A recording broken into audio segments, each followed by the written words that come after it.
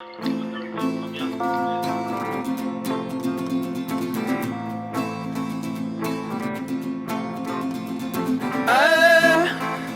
was terrified like all the rest, resting bad and ignorant like babies in a viper's nest. Well, I wanted to, I guess I'm going to be probably a little less personal. But you brought up a lot of things that, in terms of the topic greening, the greening of the anarchy milieu, meaning toward anarcho-primitivism. I think that is what has been happening. That's pretty much disputed. There's a whole lot of people that are not too happy with that in the anarchist circles, not even to mention other circles. But let me start by saying I attended a public lecture by Elena Poniatowska 2-3 months ago at the University of Oregon. She's a well-known author and journalist in Mexico. She's approaching 80, I think, and is an amazing person. She's been a thorn in the side of every Mexico City regime for decades, and she gave a great talk. It was really amazing, and all kinds of stories, and just a marvelous person. And in the Q&A, I asked her about the upsurge of anarchist activity in Mexico that you may be aware of. It seems like in the past year or so, a lot of animal liberation front actions, Earth liberation front actions, and a lot of other anarchist kind of things, with a fairly distinct anti-civilization or primitivist tone to it. If you read, like on Biteback, the Biteback site, they very often translate the communiques to go along with some of these actions. And again, it's not just nocturnal, illegal stuff, but and other people have written about this fairly recently who are not anarchists, but have noticed this, man, Mexico's on fire, it's this whole anarchist thing going on. So I said, can you tell us about that? What is your impression of that stuff that seems to be going on? That's what we're reading about up here anyway. And she said, I don't really know anything about that. And my immediate instant reaction was, well, you're a nice person from the left and you don't care about it and you're missing out and it's too bad, I should have known. But that was wrong. I was leaping to conclusions because she kind of paused and she said, I don't really have the details, but I'll tell you one thing. There's one thing going on in the world today and it is anarchist. And she had this huge smile. So she was not disappointed. She was just endorsing it without, getting into it or anything. And I think that's fairly clear. I mean, in, every country is different. We can talk about Greece and the anarchist thing there, which has been going strong for quite a while. But I think in general, it's fairly clear that the left is pretty dead. What's going on? Socialists? Communists? Progressive? No, come on, that's not even worth mentioning. There's no juice there. There's nothing going on there. It's a vehicle for protest in some places. I mean, you got some leftist dictatorships in South America, but, it's the kind of shit that shouldn't attract anybody, really. Whereas here, the G20 a couple months ago, 4 police cruisers up in flames and the banks attacked. And it isn't just at the summits, the various summits that attract people that are willing to go out there and rumble. But that is what's going on. And at the same time, there are people who, are not real happy. They go, well, this black bloc stuff, it gives the movement a bad name. And my reaction is, that is the movement. What movement are you talking about giving it a bad name? I mean, that's where it's at, and that's what's going on, and you can complain about it, but... And I think to mention one other specific thing here in North America, here in the US, I think this is pretty important. In the middle of January in Phoenix, there was a great big march. It was kind of an anti-police brutality march, without going into a lot of detail. Maricopa County, the famous Joe Arpaio, the arch pig, is even an embarrassment to the actually, but big march. And there was a black bloc contingent called DOA, which stood for Dene, Ootum, and Anarchist. In other words, native folks and non-native anarchists. And they were attacked at the end of the march. The police just came in on them, and they stood their ground, and 4 of them got felony charges. And so there was somewhat typical reaction. All these anarchists are messing things up again. And not only that, but they're a bad influence on our indigenous people here. And the liberals in charge of that stuff are trying to peel them off and, isolate them and put them down. But the elders came out, and that was totally decisive. Don't try to do that stuff. They are with us. We respect them, and that was built on a few years of trust that was developing, which doesn't happen automatically. There's no reason why indigenous people should trust mostly white people, no matter what they are, anarchists or whatever they might be. And the next month, in February, Vancouver, BC, the Winter Olympics, a rather similar thing, where you've got anarchists in the streets with native folks protesting the further encroachment on ancestral lands there for the big Winter Olympics thing. And again, the native folks came out and kind of cut off the slagging of that connection that had developed there.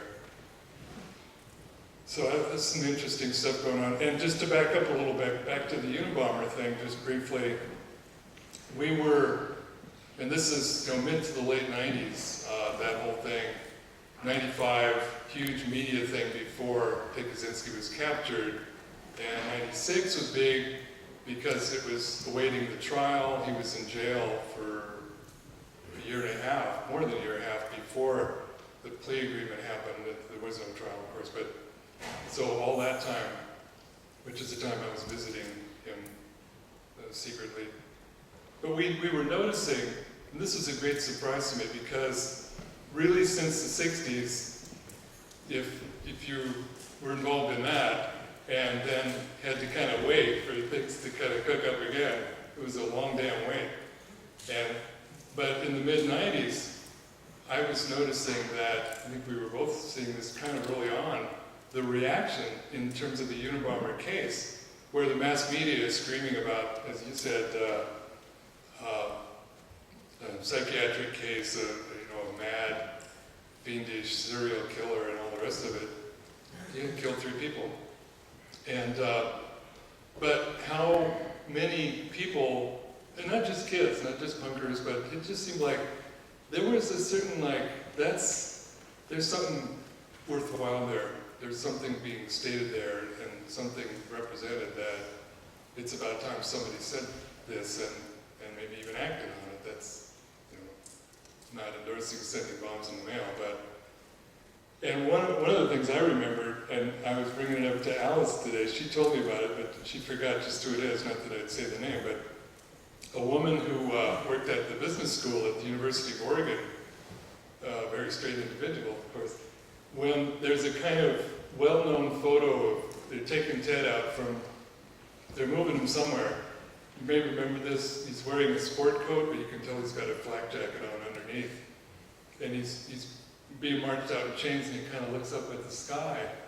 And it looks like sort of like this innocent figure, I guess. But this person said, why don't they just put a cross on his back?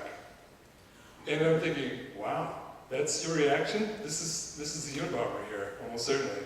And you're comparing him to Jesus. I thought, well, this is something interesting.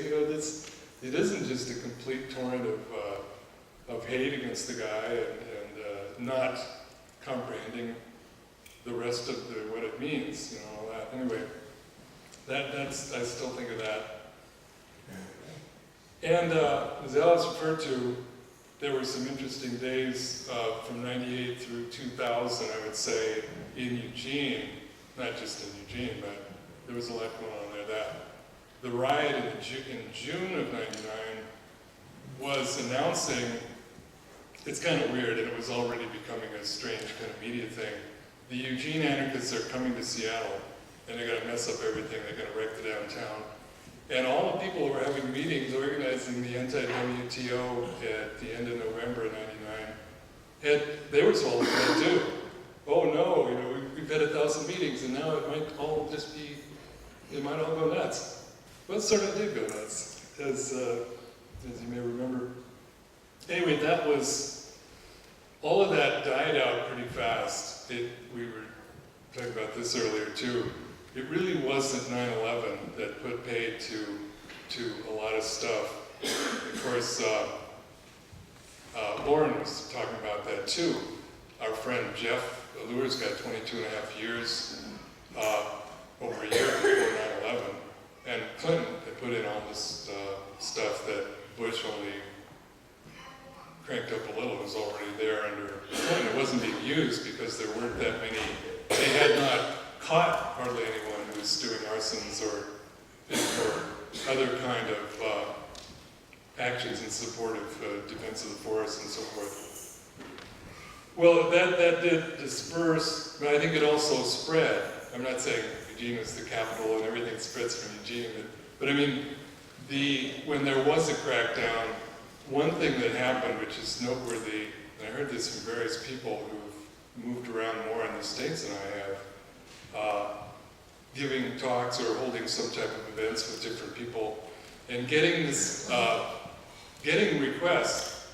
Well, they want you to come here, they want you to come there. Towns that people never even heard of. There are anarchists there? Where is that? I'd love to, but we got this, it's not just the big cities anymore. So, in other words, when I think about the end of the movement of the 60s, in my experience, that was just definitively over. That was just over. The war was lost, it's over, and it may not come back for a long time. It didn't come back for a long time, generally speaking. But anyway, it's not that way now. There's still the energy there. I think there's still, there's a lot of juice, and we don't really know what to do with it. I think that's maybe a little more accurate than saying, well, that came and went. There was Seattle, there was Genoa, there was Prague, and then 9/11, and that was done, and then now we're just buying iPhones and everything. I mean, that ain't quite it. I think we see that right here. So anyway, I guess Alice mentioned this. I got to start traveling as of 2000, and I used to feel, I remember thinking back on this just the other day, it was, I don't know, 80s or something like that, that if you're not succeeding materially, if you're not that interested in that, if you don't have any money, I was thinking, what is the one thing, is there anything I regret? I mean, I basically have felt pretty free or liberated by not having much stuff and all that. But the one thing I probably will never get to do is travel around. You gotta have a little money for that. Or you gotta have a lot of time and do nothing else, maybe, I mean, people manage to do it without money, I realize that, but got a lot of, and this does connect, I believe, with the question of, is there a primitivist thing, and is it growing, or what's going on with it? Been a lot of places in the past 10 years, including Russia, Brazil, our 2 trips to India together. We were able to do those 2 trips together. And I've been to Turkey 3 times. And this is not because I'm such a magnetic speaker, I realize that. I'm not Ward Churchill or Derek Jensen, but it's because there is interest. And what I see more and more, I mean, if you go to different places, you can't compare it to the time you were there before, but I've been to some of the same places now. And I just have gotten this feeling overall that people are much more interested. They're just much more attentive to pursue the questions that we're trying to raise. We're trying to think of better questions, and what is the meaning, why is this crisis so deep going and spreading and deepening? What is it, how can you account for that? What is really driving it? Because this is really getting serious, of course. And is it about capitalism? Of course it is. Of course it is, but it's deeper than that. It's a lot deeper than that, some of us think. And so when you're part of presentations with other people and you're trying to find out how does it feel here, what are your questions, how do you see this whole thing, this reality, and people end up having to be forced out of the room. They just stay forever wanting to talk and explore things and really get into it. It's great. I mean, there's obviously the downside of that is the biggest reason is things are so grim. They're getting worse, and unless there's a big change, they're just going to keep on getting worse unless we really change our course, our vision, our paradigm, including breaking off of the left completely, in my opinion. All the other stuff has been such a monstrous failure. We've got to start getting down to the real thing, and maybe providing that different vision that's on a totally different footing. Otherwise, we're still going in the same direction. And people know that. I mean, people, the Al Gore fans, they watch Inconvenient Truth. And it's got a lot of good stuff in it. And so many people, including people we would call liberals, come out after it and say, that was the silliest ending. Change your light bulbs? He just showed us that this is a catastrophe. It can't be that. You can't, or vote for somebody, I mean, that's stupid. That ain't gonna make no difference. It's just gonna guarantee things keep getting worse. And we just keep on doing the same stuff that hasn't worked, that has failed so grandly. Well, just this past year, and this is another thing I think is interesting and has to do with the primitivist question. Just in this past year, I've been in Spain, England, Sweden, and Ireland. Never been in Ireland. And I was invited to be the keynoter at the centenary in Madrid, 100 years of anarcho-syndicalism in Spain. And I was so impressed by that because most of you probably don't know this, but in the anarchist thing, you got the primitivists on one end, and then the class struggle people, the syndicalists, the self-manage the factories people. Self-manage the factories is quite a lot different from let's get rid of the factories. Let's get rid of industrial life. Let's stop the madness that's killing everything and killing the soul. So not exactly close buddies, but they invited me, and that was just such a marvelous thing. They said, we've got to have new ideas, otherwise this is going to be a museum piece. And I heard the same thing in Barcelona from the CNT folks when we went to the, you could say it's almost a museum. They got the archives there, the bus of Durruti. People died in the barricades 10 meters down the street from the CNT office, which is the same location. And in 2001, when I was there with some friends, I was a little reluctant, because I thought, well, if we go there, I don't want to argue. I don't want to get into this, oh, you're primitivists, or oh, you're syndicalists, you're still living in the 19th century. No, I didn't want to do that. But it wasn't like that.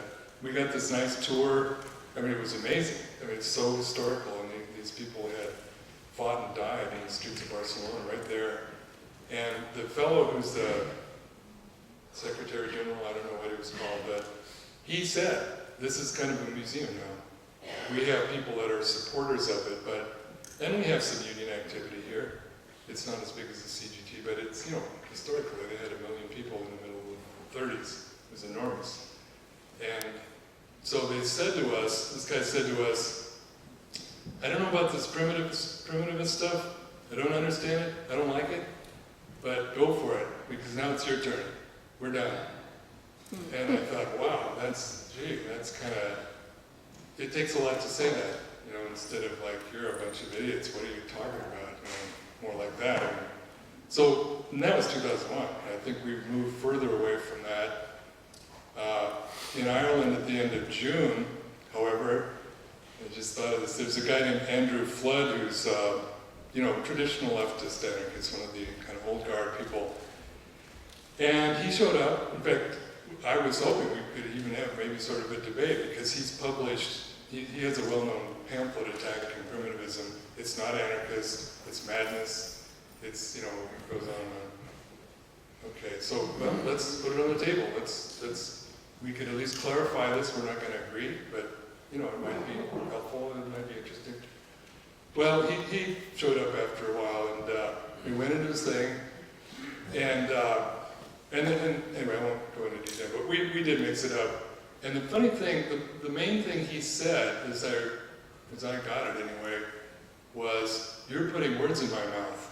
You're trying to pull this fast one with me," and I thought, no, I'm not. I mean, you have to defend mass society. You have to defend this machine that's just on this suicidal course. You're the one with the problem. If you don't want to defend it, I'm rejoicing at that, but you do defend it. That's been your whole bag. That's why we're crazy, because we want to get off that truck. And you don't, so, and I don't think people felt I was putting words in his mouth.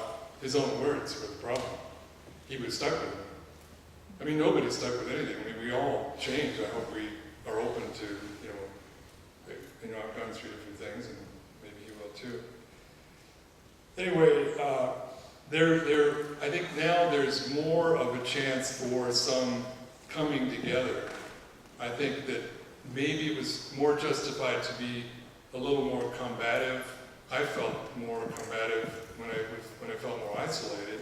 I guess that's a natural thing, and you feel a little friendlier when things are kind of going more your way. So, but I've gotten so much help by seeing people who are open and not picking up arms over things, but let's listen to each other, and we need stuff. Nobody's got the answers really.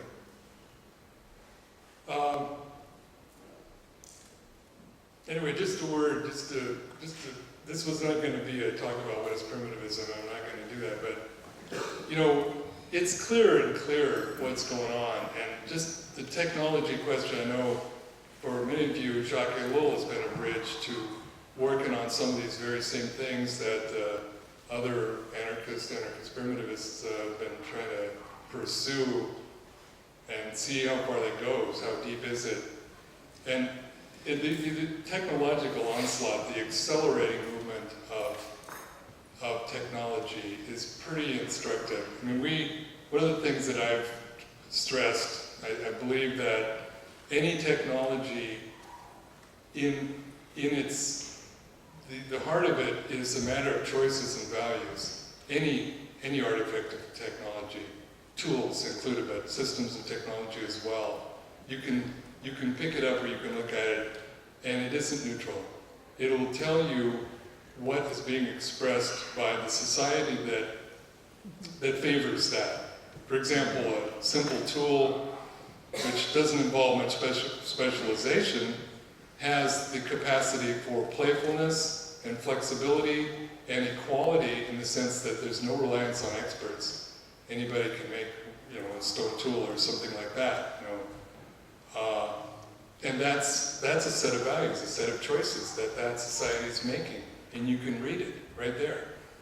And the opposite extreme is the systems of technology, where what is it telling us? Well, it's telling us that this is a society of almost total dependence on experts. It's a matter of distancing, it's a matter of coldness, it's a matter of standardization.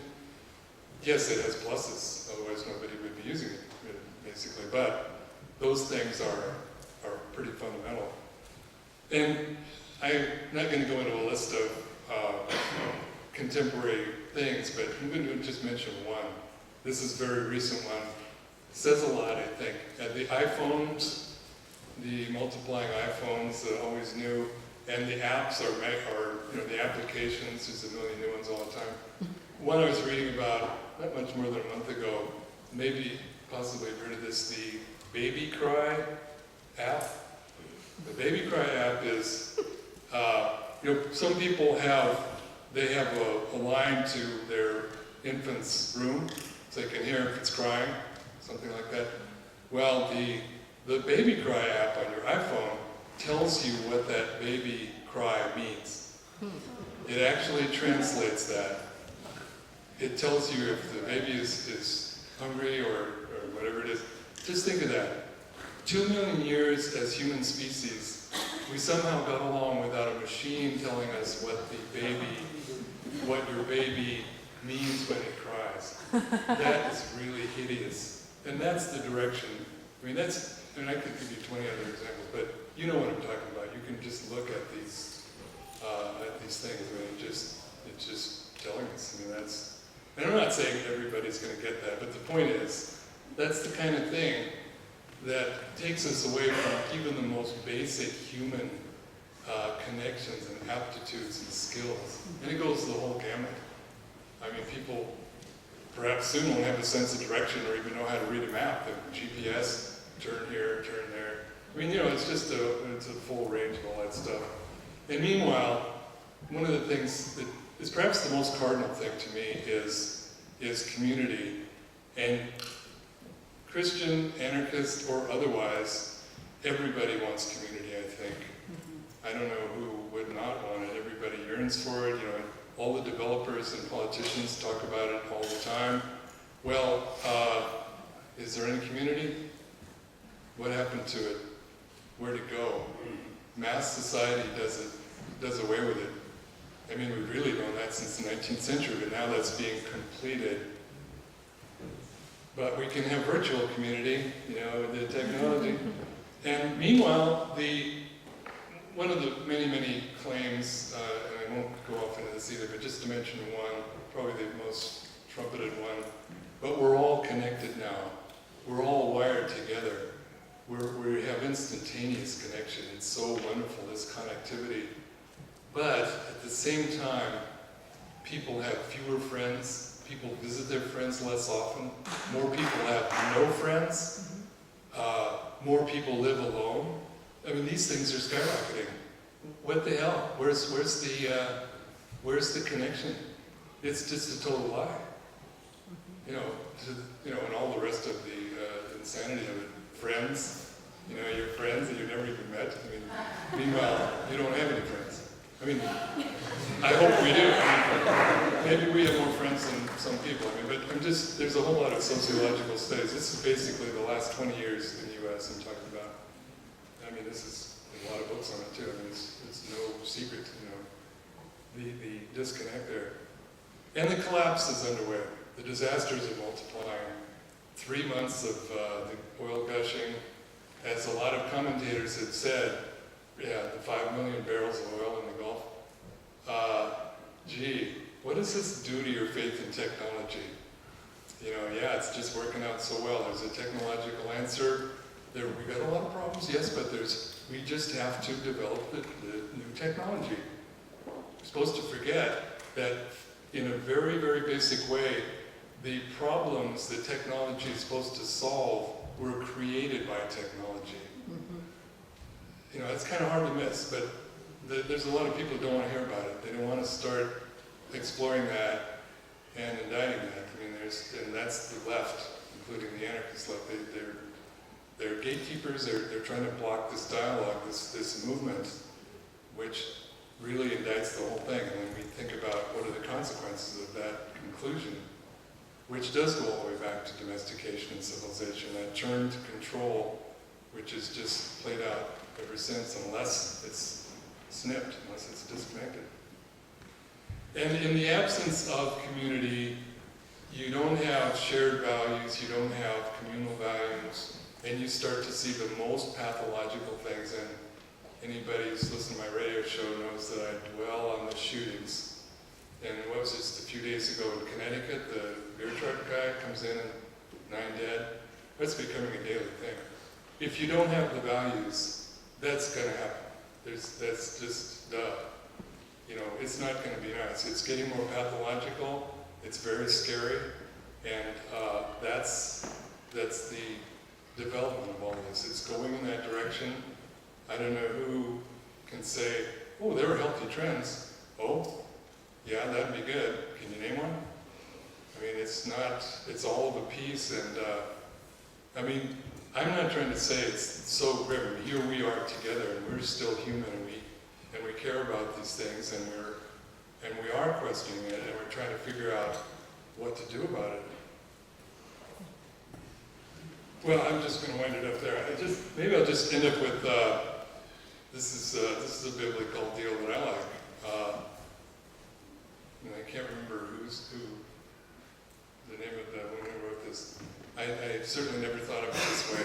But David and Goliath, Bronze Age David versus Iron Age Goliath. In other words, David, maybe Wes could comment on it, is small and weak because he's pre-Iron Age. He's the earlier one that Iron Age succeeds that. It's much more powerful. That's where you get monotheistic religion, by the way. Anyway, well, who won? So you can defeat the big technology. I mean, I think that's a very lovely story on that level. Probably on more levels than that. But anyway, thanks for listening.